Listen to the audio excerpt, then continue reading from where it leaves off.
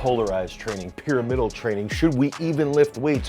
What should we do for strength training for triathlon? We're gonna dive deep into all this and we're gonna start right now.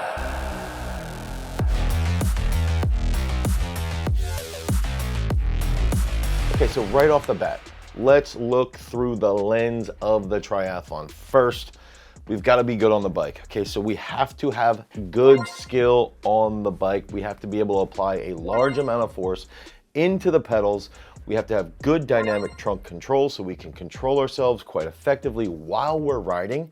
We have to have that skill on how to accelerate as hard as possible so that we can transfer that into really, really good times. And then we can look at swimming. We have to understand that in the pool or out in open water, we have to understand optimal swimming technique. We have to optimize our stroke. We have to optimize our posture in the water. We have to hold that hollow position as well as we possibly can, and also recognize that our lats need to be strong, our shoulders need to be stable, our hips need to be stable. All these things will factor into a greater performance. And then finally, that's going to take us to the big time collision course, the most challenging contact sport in the world, running, specifically distance running. If we look at distance running and we can understand that this sport is indeed a contact sport, every single time that you are applying force into the ground, you're getting a massive amount of force back, and that can lead to some issues in the ankle, the knees, the hips, even the lower back. We start to get really tight in our upper back if we're running all the time and we're not focusing on mobility. We have to understand how to train these three modalities. We have to test ourselves in these three modalities and then recognize where our specific weaknesses in these specific techniques, and then try to improve in a methodical way so that we can improve with our biggest weakness. Let's say it's on the bike potentially, or it's in the water, and then chip away at everything as we continue to stay in the sport and hopefully injury free. So the triathlon is extraordinarily challenging to prepare for. And the first thing that I recommend doing when you're looking at strength training for the triathlon is look at problem areas. So if we can look at problem areas and understand the muscles that lead to those problem areas, that's going to help us in the world of strength and conditioning. If we understand that for swimming, typically shoulders are going to be the biggest issue that we're going to focus on. To improve shoulder stability, let's say we do a significant amount of work with dumbbell external rotations, okay, and that can be the exercises that we use to strengthen our shoulders. And then to provide big time support, we really focus on things like dead hang pull-ups, dead hang neutral grip pull-ups, high ring pull-ups. These are movements that we can use to strengthen our lats. And then let's get creative with it and say we can do weighted dead hang pull-ups with a weight on our thigh. That's going to help us hold that hollow position, okay, with our abs. And we're going to be in that dead hang position with lengthened lats, and that's going to help us lead into that big time pull up, which then we can apply when we're in that open water. Okay, so that can be that first big aspect that we're looking at.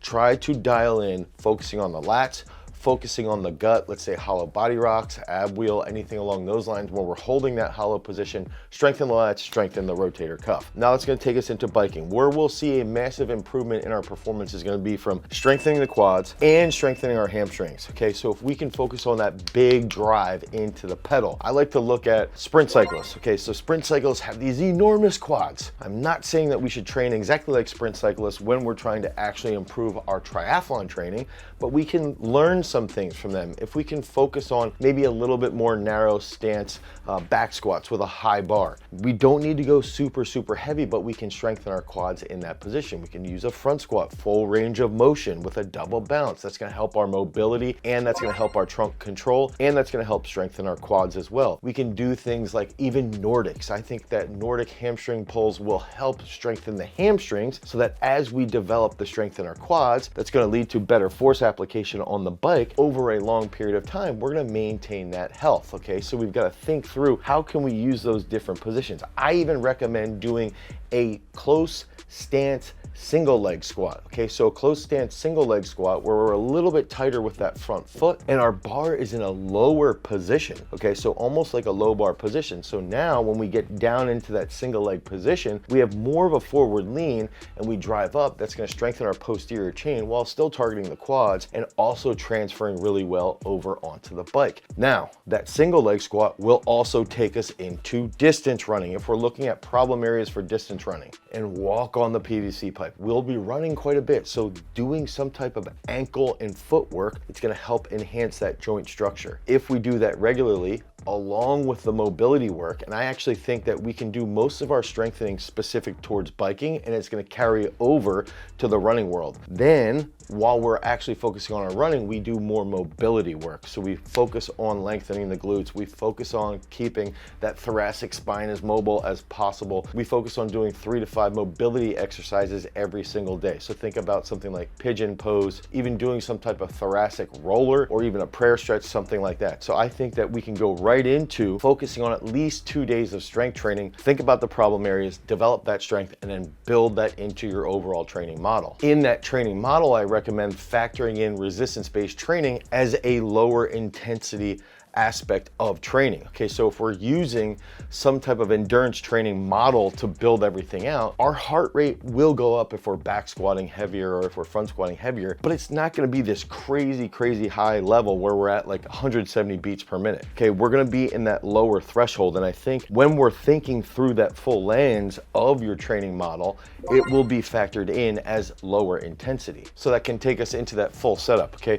So I think, again, twice a week, factor it in at lower intensity. First day, you can focus on some type of leg strengthening movements. So we focus on easier full range of motion squats, some unilateral work. You can do a single leg squat, you can do overhead walking lunges. That's gonna help improve that positioning quite a bit. And then we can do something for the trunk like reverse hyper and really focus on squeezing our abs when we're hitting that reverse hyper to strengthen the posterior chain and the glutes while still targeting that hollow position. Then that second session for the week, this can be something that's like 30 minutes long, and we can focus mainly on calisthenics and potentially add in a little bit of weight. This is where we can hit that upper body work, dead hang pull-ups, some rows, some one-arm rows, some Duffin rows, which will actually carry over really well to distance running. And then also we can slowly, as we get stronger, let's say we do some dips and we pair that with neutral grip pull-ups where we hold the weight on our thighs. That will improve our dynamic trunk control and the strength in our lats, which in turn will help us in the pool or out in the open water. And then finally, if you really struggle with some power output, if you want to add in something like an athlete day, okay? So inside of our strength training at peak strength,